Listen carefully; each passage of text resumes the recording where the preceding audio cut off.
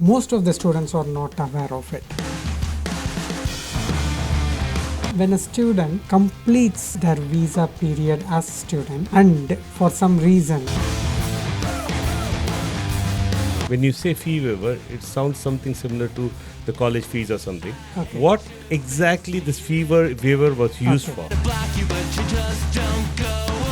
People making the application from fee waiver to skilled worker visa. When you said section 3C continues, for example, you said that from student into PSW, they've completed the course. How much time do I have to get into PSW? Visa expires. So sometimes what happens is like a bit, even before 1 month of the student visa expiring. What instant? You said that sometimes there's a genuine reason where they've applied for a fee waiver or FLR.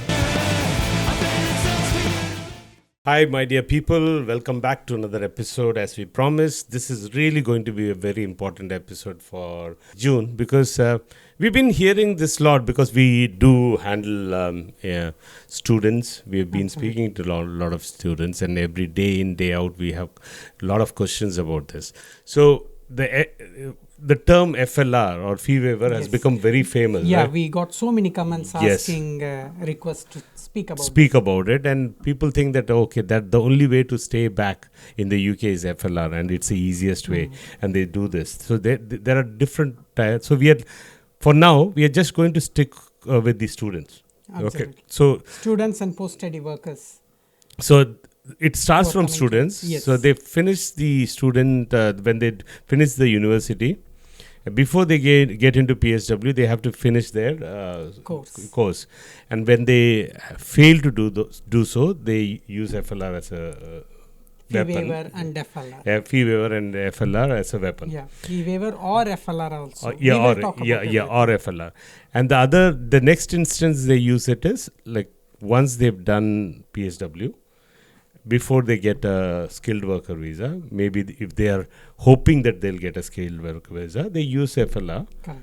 And the FLR used to take a lot of time. Now they have reduced it. Absolutely. So we are going to talk about like whether it is right or wrong. Absolutely. What are the challenges we are facing? How people are conned because of this. Correct. And what you should be careful about. Absolutely. Okay? So please watch the whole episode. Let's directly dive into the... if someone is new, I want to introduce Mr. Badri Venkateshan, who is a senior immigration consultant and lawyer. And a lawyer. And his company is called Universal Fortune Limited, which is www.ufvisas.com. Correct. If you want to go and contact him or his team, you have all his contacts on that website. Yes. Okay. He has around 6,000 plus happy customers. And you might have heard of IAA. So they've done level 3 of IAA, which means that he can represent you in any court as far as the cases for immigration immigration purpose only. Yeah. Okay, so let's get into the topic now. So first let's start with the students. Yeah. And this is the most important information which most of the students are not aware of it. So when a student completes their visa period as student and for some reason if they fail the dissertation or they fail in one of the modules, what students are doing is they are making a fee waiver application which takes approximately 2 to 3 months for them to refuse, or sometimes up to 4 months. And what they are doing is during that time, if they complete the course successfully, they vary the application from fee waiver to graduate visa, which is totally wrong and unacceptable. And I will tell later what actions Home Office started taking recently. So in the first place, when you say fee waiver, it sounds something similar to the college fees or something. Okay. What exactly this fee waiver was used for? Correct.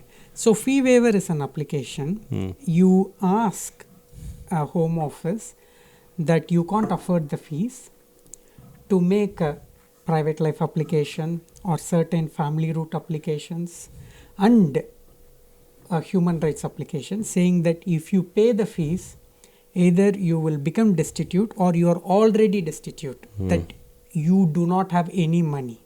Okay, and you can't afford the fees. It's Only not I for can't. this purpose, not Oh, for skilled worker, not for student visa extension, not for graduate visa, not for your settlement. okay, not for my uni fees. No, nothing. Okay, no. that's nothing to Okay, do with that. so Okay. this is what they are doing. Okay. And always when you do a fee waiver application, they have to make a relevant application, whatever they have mentioned in the fee waiver, either it's a private life or if it is a human rights application, they have to make it, and then they should vary it.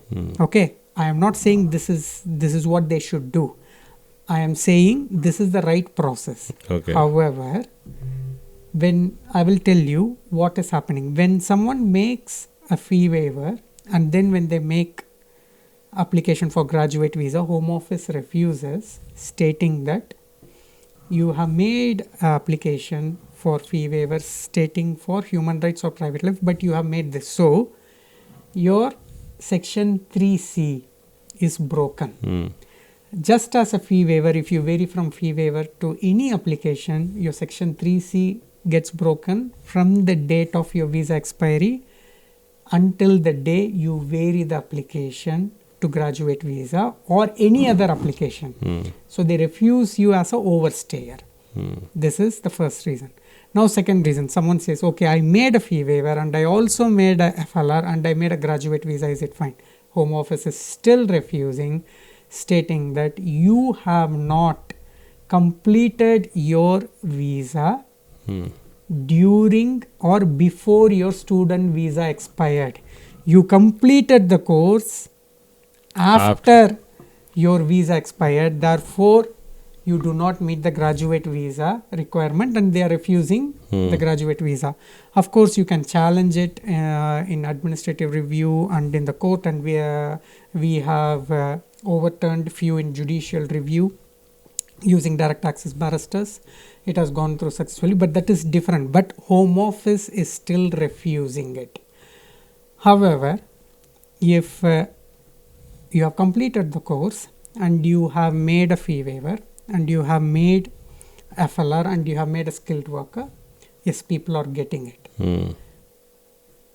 Please, people understand, I am not saying that if you are completing the course and you need a time, you should do this. This is, we are reading the comments, whoever have asked, what people are doing, we are telling. Because this is in a way you are providing a false information. Stating that you wanted to make application for private life. Of course, you can make a private life and Home Office can refuse on its own merits. That is not wrong. But you are saying something, but you are doing something else.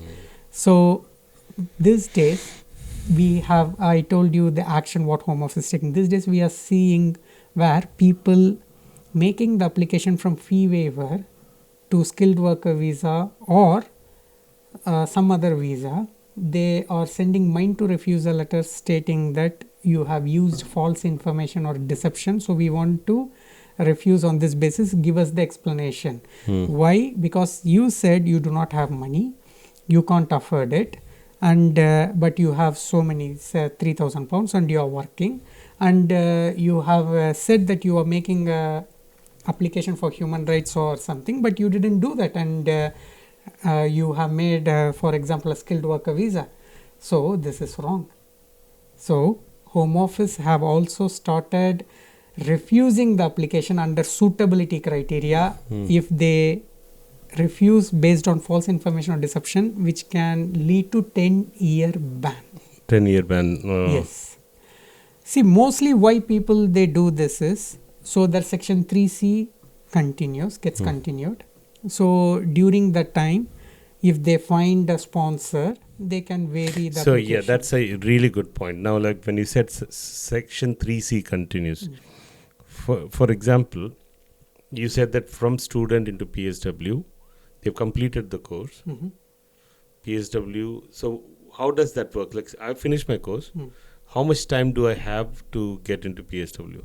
You should do it before your student visa expires. Visa expires. So sometimes what happens is like even before 1 month of the student visa expiring, I've completed my course. That's how it should be. Yeah. Always Home Office gives 4 months extra 4 months extra. from the period of your course. Oh yeah, okay. So they are giving 4 months. 4 months, okay. So now like what instead, you said that sometimes there's a genuine reason where they've applied for a fee waiver or FLR after finishing their course. No, there is no genuine reason. Oh, no genuine reason. Fee waiver and FLR is not designed for the people who are who haven't completed the course. Okay. Or who are on post-study work and who could not find a employer. But how you said this that is for the people who are genuinely in the UK in one of the criteria. For instance, if there is a human rights scenario or there is some health reasons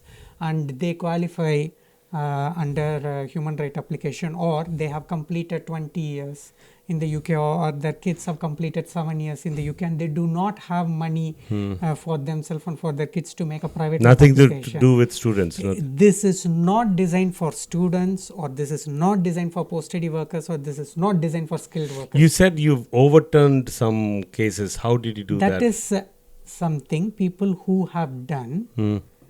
Though this is a kind of people are using this route to get their 3C extended. This is not something designed for this. Please understand. Okay.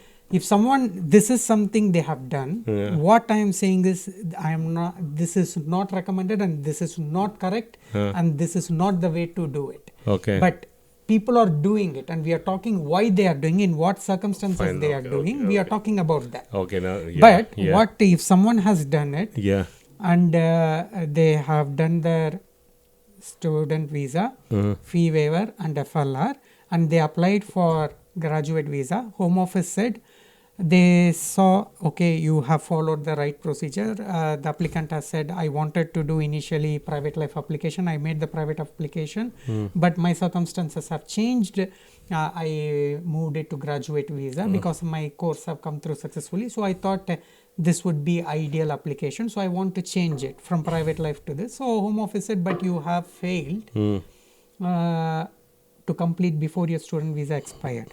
And what we said is, admin interview got refused and we used the direct access barrister. The barrister argued in the court.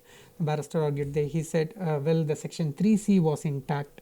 So it should be considered as his student visa was still valid and this should be granted, and it has gone through successfully. That doesn't mean all the cases will go through successfully, or the judge can another judge can see it's still we agree with Home Office, they can refuse. But I'm just telling you as similar circumstances we came across and we have won in the court successfully. Okay. That is what I'm talking about. Okay. But this is not the way to do it. This is wrong, and so we are not recommending. That's wrong. The other thing is, like, there are a lot of people who are doing it. They did it because you said, okay, they applied for it. They knew that within 1 month this will be sorted, and even they heard back from the FLR thing. They went and changed their visa. Can they do that when it is in the process? Again, I'm telling you, I'm not saying people who are in this circumstance, they should do this. No, this is wrong. But people who have done, we are talking about it. The way what they have to, they should have done, or the way they have done is they are on post-study work visa and their employer has applied for sponsor license and they were waiting and they need 3 or 4 months time.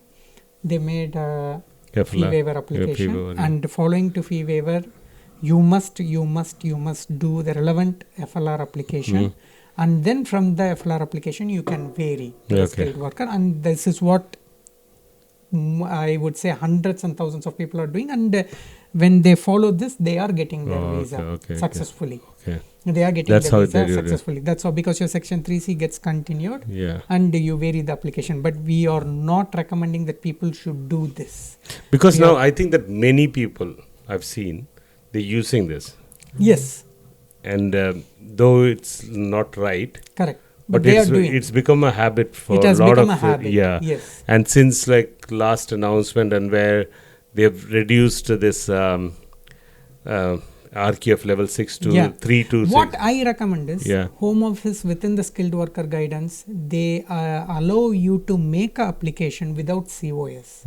And you can, if your employer is still waiting for COS or the time is getting delayed, you can make a skilled worker visa application without a COS and ask Home Office to give the time, and Home Office do give time. And this is legal rather than going through all this period. All this hustle. Oh, fine. And mostly 99% people go back home only after I will tell you. Now what happens? Now this is the worst part. When the fee waiver refuses and following to FLR gets refused, this is one way. Risk of doing this application, when it gets refused, you will not be given a chance to make a further application. When they refuse, they give you immigration bail. And when you are in immigration bail, you cannot make a skilled worker application or any student visa application or any application.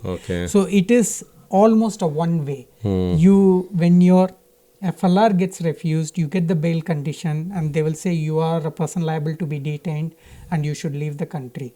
So what happens? It's one way. When it gets refused, you have to go back. And if you don't go back within 14 days, then you will be considered as an overstayer. You will have 1 year ban. You can't even come back to the country within 1 year. Or even in the future, they can refuse. So this is why we recommend that do not use this route, use the appropriate. And what kind of costing we are looking at when they do this? No, so depending upon the route, if they are choosing FLR HRO, they have to pay for 3 SIHs and the application fee, which can go up to 4,300, or if they are using 2.5 years, it can be around 3,800. So plus agent fee and everything? Yes, they charge again. So we recommend not to do this way, which can harm you. If you are doing it better, the right way to do is do a skilled worker visa application without COS and provide explanation saying you need time, and Home Office does give time. What kind of time are we looking at? They from the time you give fingerprints, within 8 weeks they will ask you, and they give you 2 weeks time, and if you want more time, we have asked, we need another 4 weeks, 6 weeks, and they have given. Cool. So that is what it is. So this is the video about fee waiver and FLR, and if people have any questions, they can contact us. Disclaimer again, disclaimer, this is purely for information purpose. They should not be taken as immigration advice. For immigration advice, you should go to a regulated immigration advisor or solicitor who are regulated by SRA or IAA. Super. Thank you. Thank you. We'll see you next month. Absolutely. Any questions, any queries, please do comment. Thank you. Thank you.